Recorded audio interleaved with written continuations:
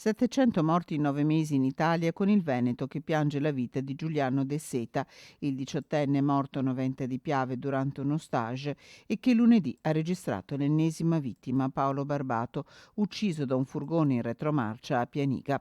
È un grido quello che si alza dai sindacati riuniti in presidio a Padova, dove con il prefetto Raffaele Grassi è stata decisa l'istituzione di un tavolo operativo che si riunirà ogni mese per discutere potenziali situazioni di pericolo. Le morti sul lavoro, gli incidenti sul lavoro richiamano tristemente la condizione complessiva del sistema paese, la mancanza di volontà politica di intervenire come? Per esempio attraverso l'istituzione di una procura speciale, portando l'ambito della sicurezza e della salute sul lavoro nelle scuole, perché è anche un problema culturale. Aziende abbiano anche una sorta di patente a punti, quindi che siano anche avvantaggiate le aziende che abbiano magari sgravi contributivi o quant'altro, aziende che fanno dei reali investimenti per la salute e la sicurezza dei propri dipendenti.